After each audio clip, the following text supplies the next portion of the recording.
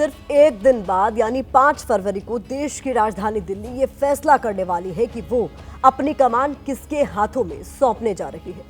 आज दिल्ली में प्रचार का शोर भी थम चुका है, लेकिन हवाओं के रुख को देखकर सवाल पूछा जा रहा है कि क्या मोदी ने दिल्ली में गेम बदल दिया है। बीजेपी करीब 26 साल से दिल्ली की सत्ता से बाहर है और पिछले 10 साल से आम आदमी पार्टी पावर में है। ऐसे में माना जा रहा है कि एंटी इनकम्बेंसी का असर दिल्ली में दिख रहा है। भ्रष्टाचार के आरोप और जेल जाने की वजह से आम आदमी पार्टी की कट्टर ईमानदार वाली छवि को भी धक्का पहुंचा है। हालांकि दिल्ली के रण को जीतने के लिए केजरीवाल ने सारे घोड़े खोल दिए। हिंदुत्व से लेकर मुफ्त वाली रेवड़ी तक कुछ नहीं छोड़ा और बीजेपी भी इस बार आर पार के मूड में दिखाई दे रही है। आम बजट में टैक्स छूट का ऐलान मोदी सरकार का वो मास्टर स्ट्रोक है जो मिडिल क्लास को अपने पाले में करने के लिए मारा गया है। शॉट सही जगह लगा है या नहीं, बस इसी बात का विश्लेषण किया जा रहा है। Now happy to announce that there will be no income tax payable up to income of 12 lakh rupees.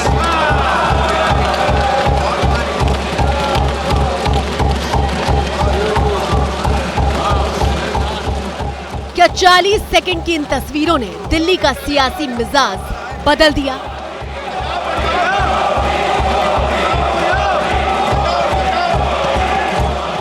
यह आवाज सिर्फ संसद में नहीं बल्कि उसकी परिक्रमा को चीरते हुए पूरे हिंदुस्तान में सुनाई दे रही थी।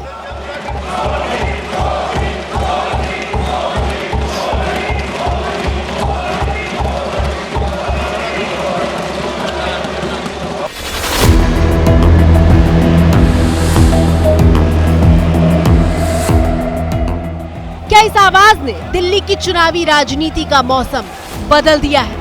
प्रधानमंत्री मोदी का गर्व से चमकता ललाट और ललाट की ये चमक बता रही है कि दिल्ली की राजनीति में इसका बड़ा असर होने जा रहा है।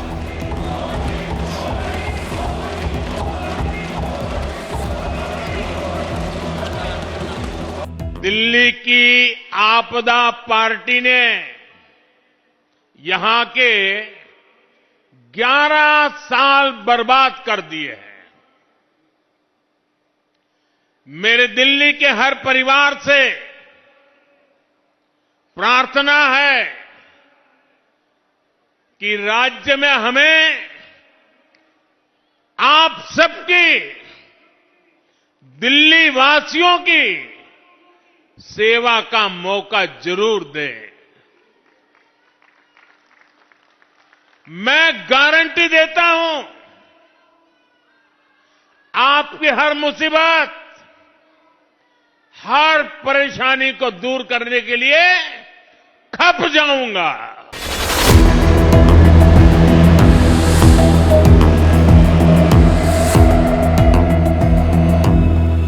मिडिल क्लास वैसे तो बीजेपी का ही वोटर माना जाता रहा है, लेकिन दिल्ली के विधानसभा चुनावों में मिडिल क्लास बीजेपी से दूर चला जाता है। लेकिन विधानसभा चुनाव से ठीक पहले बजट वाले ब्रह्मास्त्र के जरिए बीजेपी ने दिल्ली के मिडिल क्लास को भी चौंका दिया, अपने पाले में लाने के लिए सबसे बड़ा अस्त्र चल दिया। Happy to announce that there will be no income tax payable up to income of 12 lakh rupees.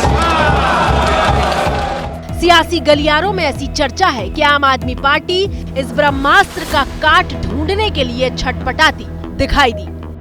हमारी सरकार ने 12 लाख रुपए तक की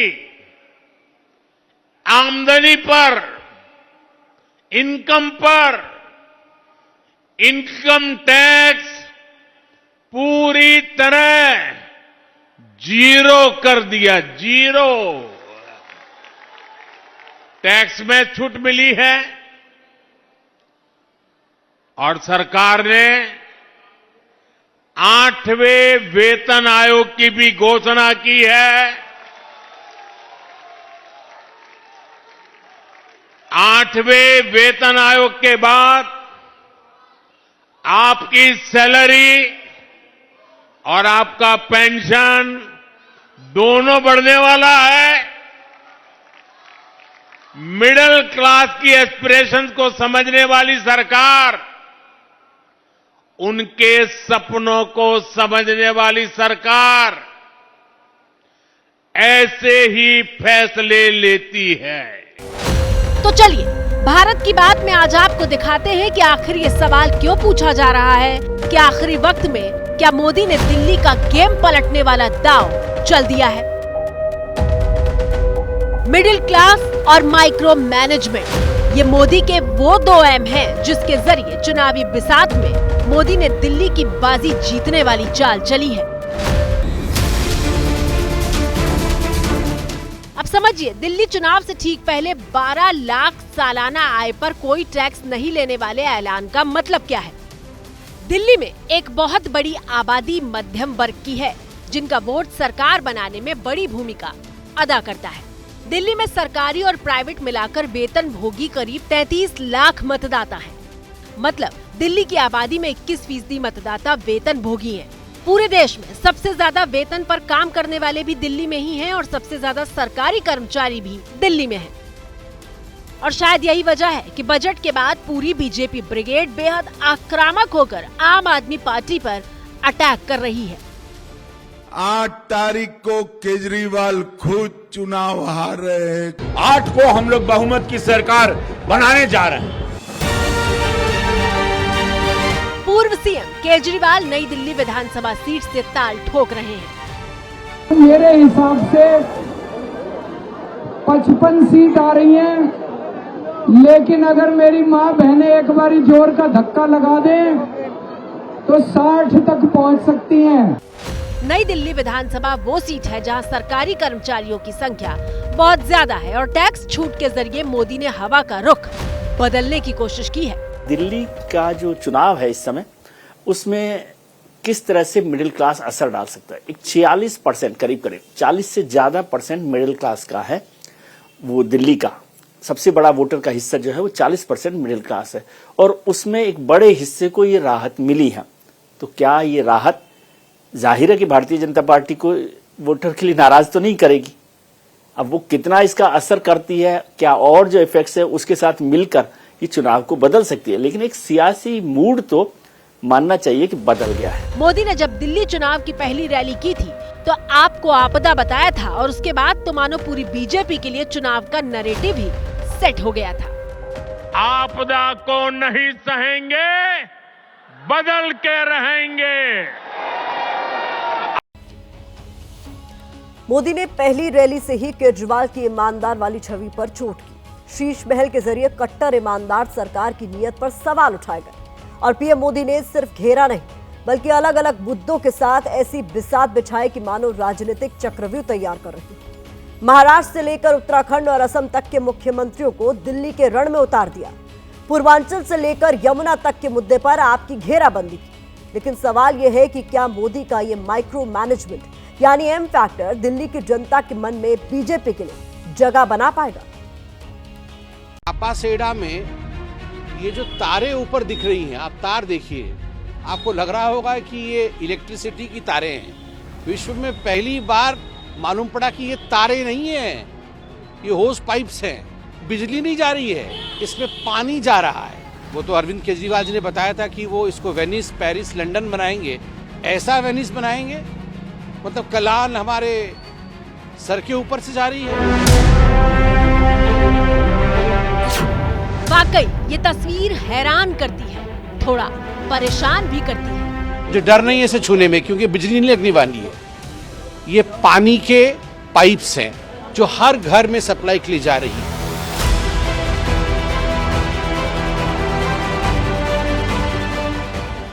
पहली नजर में देखकर ये बिजली के तारों का जाल लगता है, लेकिन कौन सोच सकता है कि हरे रंग के इन पतले पाइपों के जरिए बिजवासन विधानसभा सीट पर पानी की सप्लाई की जाती है। दरअसल यहाँ पर रहने वाले हर व्यक्ति को 1 रुपए प्रति लीटर के हिसाब से पीने का पानी खरीदना पड़ता है और नहाने के लिए या धोने के लिए कपड़े 12 पैसे प्रति लीटर। इसका मतलब है कि किसी भी परिवार का खर्च 1000 से 3000 रुपए तक का प्रति माह का बढ़ जाता है। हम जो देख रहे हैं वो पानी सप्लाई आ रहा है और बिजली के तारों के साथ अटका हुआ है। कभी भी कुछ भी जानलेवा हमला हो सकता है। और यकीन मानिए ये भी मोदी के माइक्रो मैनेजमेंट का नतीजा है कि वोटिंग से 2 दिन पहले बीजेपी सांसद संबित पात्रा आम आदमी पार्टी से बीजेपी में शामिल हुए कैलाश गहलोत को लेकर पानी के मुद्दे पर केजरीवाल पर सबसे बड़ा वार करने ग्राउंड जीरो पर ही पहुंच गए। और ये पाइप्स आती कहां से हैं, जाती कहां है, कैसे ये सप्लाई चल रहा है।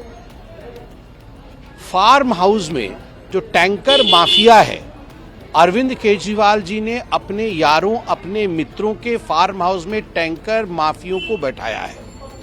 और ये टैंकर माफिया अपने यहां भूजल, जो बोरवेल करके उन्होंने टैंक्स बना रखे हैं इन माफिया ने, और उस भूजल का प्रयोग करके इलीगल तरीके से टैंक बना करके वहां से ये घर घर पानी सप्लाई कर रहे हैं। पानी का 200-250 रुपए एक आदमी से चार्ज किया जाता है सिर्फ नहाने। हम लोग 700-800 रुपए पानी नहाने के लिए सब देते हैं। नहाने के लिए 200-250 रुपए, 250 नहीं सर, 700-800 रुपए मैं किराया भरता हूँ पानी के, और पीने वाला पानी का अलग से अलग है। और ये तो महज एक छोटा सा उदाहरण है। पानी के मुद्दे पर केजरीवाल को घेरने के लिए बीजेपी ने इसे खोज निकाला है। अब बारी बारी से मोदी के माइक्रो मैनेजमेंट को समझिए, जिसकी वजह से बीजेपी दिल्ली के चुनावी अखाड़े में फ्रंट रनर बनने का दावा करने लगी है। हमारा जो अनुमान लग रहा है, हम 50 के आसपास सीटें जीतने जा रहे हैं, और इससे ज्यादा भी हो जाए तो आश्चर्य नहीं होना चाहिए, क्योंकि 2500 रुपया हर बीपीएल बहनों को दे करके दिल्ली के महिलाओं को सशक्त करेंगे।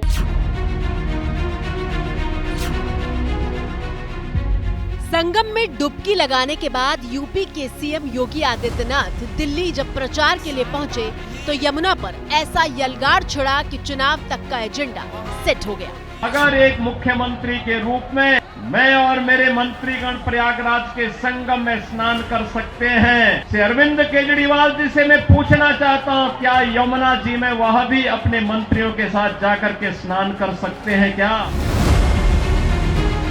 बस इसके बाद तो यमुना के मुद्दे पर बीजेपी ने केजरीवाल पर चौतरफा हमले शुरू कर दिए। केजरीवाल भी दोगुनी ताकत के साथ जवाब देने आए और यमुना में जहर घोलने का आरोप लगा दिया। हरियाणा की सरकार ने दिल्ली में यमुना से आने वाले पानी में जहर मिला के भेज दिया है। अगर वो पानी दिल्ली के अंदर आ जाता और दिल्ली के अंदर ना जाने कितने लोगों की मौत हो जाती है, एक मास जेनोसाइड हो जाता दिल्ली के अंदर। हार के डर से आपदा वाले बौखला गए हैं। हरियाणा के लोग अपने ही बच्चों के पानी में जहर मिला सकते हैं क्या? पिछले 11 साल से ये प्रधानमंत्री भी वही पानी पीता है। जहर वाली बात अदालत से लेकर चुनाव आयोग तक पहुंच गई, लेकिन केजरीवाल जहर का कोई सबूत पेश नहीं कर पाए।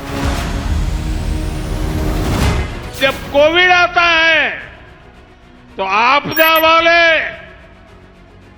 अफवाहें फैलाकर, भय दिखाकर, झूठ बोलकर मेरे पूर्वांचल के भाई बहनों को दिल्ली से निकाल देते हैं। कोविड के नाम पर दिल्ली छोड़ने के लिए मजबूर करते हैं। पीएम मोदी ने दिल्ली के पूर्वांचली वोटरों पर निशाना साधा है। दरअसल दिल्ली की 70 विधानसभा सीटों में से 27 सीटों पर पूर्वांचलियों का असर माना जाता है। पिछले 2 विधानसभा चुनाव की बात करें तो पूर्वांचली वोटर के प्रभाव वाले इलाके में आम आदमी पार्टी ज्यादा सीटें हासिल करती रही है। 2020 में यहां बीजेपी का वोट प्रतिशत तो जरूर बढ़ा, लेकिन पूर्वांचली वोटर के प्रभाव वाले इलाके में बीजेपी सिर्फ 2 ही सीटें जीत पाई। और इस बार प्रधानमंत्री मोदी उसी पूर्वांचली वोटरों को बीजेपी के पास लाने के लिए निशाना साध रहे हैं। एनडीए की सरकार दिन रात बिहार के लिए काम कर रही है। मखाना बोर्ड की घोषणा करके बिहार के मखाना के हमने सम्मान दिया है। और ये कांग्रेस वालों को पता नहीं है, बिहार में ज्यादातर मखाना खेती में मेरे दलित परिवार जुड़े हुए हैं, और मैं जब उनका कल्याण करता हूं तो मजाक उड़ाते हैं लोग।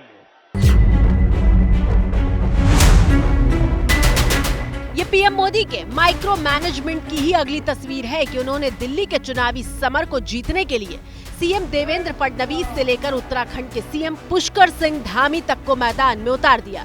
पुष्कर सिंह धामी को प्रचार के लिए पहाड़ से आई आबादी वाले इलाके में लगाया गया। तो ये अनिल जी को जो है बिल्कुल ये इन्होंने मुझे माला पहनाई है, आपकी इजाजत हो तो मैं इनको अभी से ये विजय का जो है ये विजय की माला इसी से पहना देता हूँ, पहना दूं। हेमंता बिस्व शर्मा को वहां उतारा गया जहां हिंदुत्व मुद्दा है। हिंदू का ताकत का अभी मालूम पड़ा तुम्हें ना, जब सीए एजिटेशन हुआ था, जो अमानुल्लाह ताहिर को गोद में लेके चला था, तब हिंदू का याद नहीं आए थे, अभी हिंदू का याद आए हैं जब चुनाव आए हैं। चुनाव में टिकट नहीं मिलने और भ्रष्टाचार को वजह बताकर आम आदमी पार्टी के 8 विधायकों ने इस्तीफा दिया था और फिर एक एक करके 8 विधायक अगले ही दिन बीजेपी में शामिल हो गए थे। वोटिंग से सिर्फ 4 दिन पहले आम आदमी पार्टी के 8 विधायकों का बीजेपी में जाना न सिर्फ आपके लिए झटका था, बल्कि ये बीजेपी के लिए एक मनोवैज्ञानिक बढ़त की तरह है।